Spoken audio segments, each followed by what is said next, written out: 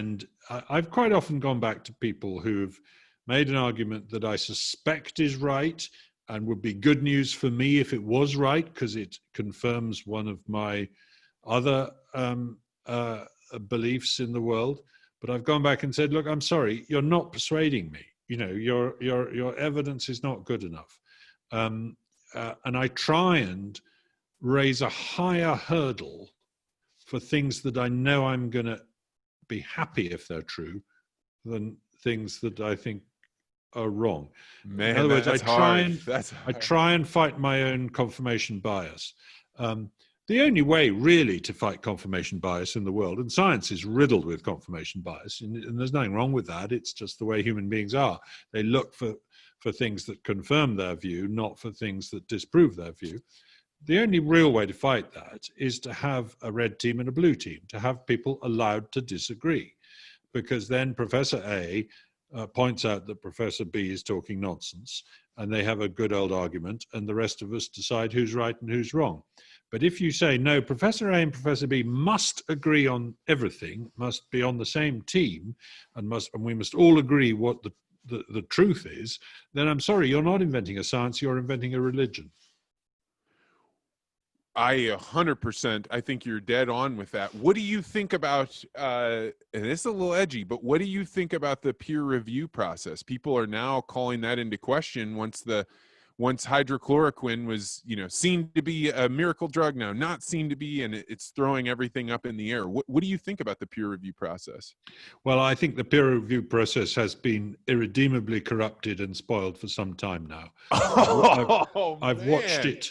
I mean, I've watched it turn into a way for gatekeepers to keep mavericks out of science. For example, the amyloid hypothesis of Alzheimer's has been so dominant in the explanation of the etiology of Alzheimer's that people who think that there are other things going on, that this is a symptom, not a cause of Alzheimer's, have been frozen out of the field.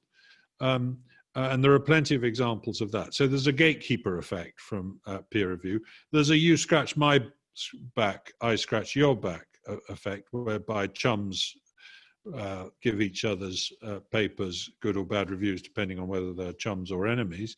And if peer review was anonymous at both ends, then I think it might work better, but it's asymmetrically anonymous. What happens at the moment is that the reviewer knows the name of the author, but the author doesn't know the name of the reviewer, which is really just a license for sort of being rude to people, actually.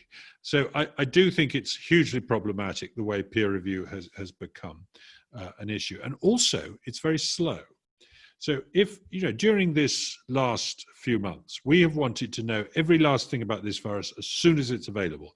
So everyone has been sticking out preprints, and those preprints have not been peer reviewed.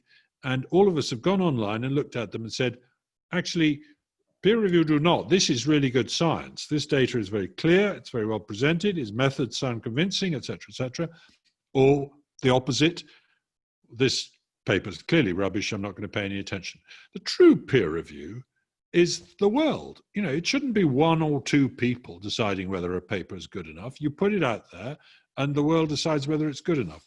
In the case of this latest issue with the Lancet publishing the hydrochloroquine stuff, it seems like they published a peer-reviewed paper that said that hydrochloroquine wasn't working, and the peers didn't do their reviewing properly because the data in it were made up. It came from this truly dodgy site which has sort of 3 employees who claim to have data from hundreds of hospitals all around the world on how trials were going. And the data looked convincing superficially, but scratch the surface and you find there was nothing there. It's fraudulent. I think the Lancet has very serious questions to answer about this. I think in the middle of a pandemic, to publish a peer-reviewed paper that Who is the Lancet, by the way? That's a phrase I've heard. Is that an organization? What is that? No, it's an independent magazine. It's a medical journal that publishes medical papers, and it tends to have a reputation, and has for many decades have a reputation for publishing bolder hypotheses about medical issues, okay, which I'm all in favor of. But I think to publish something that rubbishes a possible treatment based on fraudulent data, and does so possibly with the motivation that the very left-wing editor of the journal, Richard Horton, doesn't like hydrochloroquine because Donald Trump does like hydrochloroquine. I'm sorry, but that's what's happening at the moment in this kind of world. And it's not acceptable. You know, we need to be above petty political things. I don't know whether hydrochloroquine's any good or not. It might be useless, but I want reliable data published on this. So as a person that has studied innovation and how this process works, but then also understand the peer review process, how do you think, if we want to have innovations that solve the problems we have and you need to use science and data, how would you set up solving the problem that peer review was started to solve? Well, I think it's a reputation thing. In other words, I think anybody can put anything out there, but if you're the Lancet or your Nature magazine, you should, the editors should act as the peers, as the people who decide whether something's good enough to publish, whether it's reliable enough. They should go through the methods section. They should go through the results. They should look up some of the backgrounds of the people writing the paper to make sure that they're not called Mickey Mouse or something like that.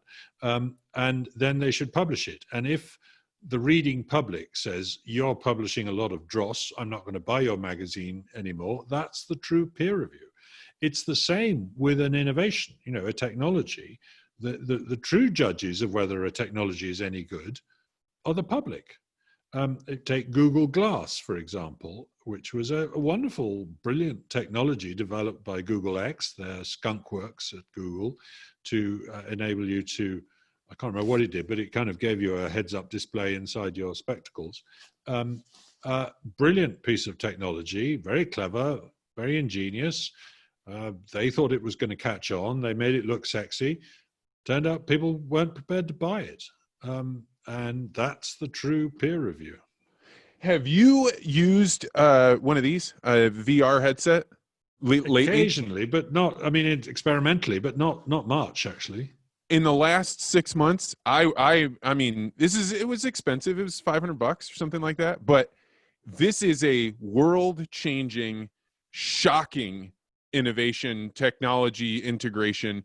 You put this thing on and you are transported to a different world, and the latency issues are getting worked out and the sound. So this is going to be a big deal. And if you haven't been able to play with one of these recently, I highly recommend it. Okay, so that's really interesting, because 3 or 4 years ago, at Facebook headquarters, actually, I was, playing with one, and it was very impressive, and it was extraordinary. But I was sort of thinking, yeah, right, I'll wait till somebody makes it into a really accessible consumer device. And I didn't feel that had happened yet, but obviously this is now happening. Oh, what do you watch on it? A movie? Oh, I sometimes watch interviews, because now it's like you're sitting with a person. So a person being able to watch this interview on VR, it will be like they're sitting in front of you, and then they're sitting in front of me. And it's a much different dynamic. But you can also play games, and I watch a bunch of things on the oceans, or I went to a bunch of WWF rallies and monster truck rallies. Like, I want to see, what are these people going to? 80,000 fans go to WWF. Let's go check it out without having to buy a ticket. And it's not the same thing, but it is way up close. So the best example I have is I had Jackie Joyner-Kersee over. We didn't have much time. She came over, put the goggles on. This is a serious athlete, very serious woman, puts it on, and she starts giggling and playing and dancing with a robot. And you think, like, this technology has arrived. It may not be all of where it's going, but it is definitely there now. Right. Fantastic. Well, I want to try it. Also, it could solve the problem that my wife and I and my daughter sometimes want to watch 3 different movies.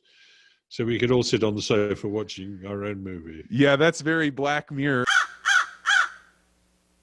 Thanks so much for watching this Vance Crowe Podcast short. If you're interested in learning how to get better at communication, everything from getting rid of those uhs and ums in your conversation to figuring out ways to be more engaging, how to listen better, how to react, and how to create those kind of conversations where people really open up to you, then I recommend signing up for the Articulate Ventures Network. The beta testers are in there now. They're telling me which classes work, which formats work.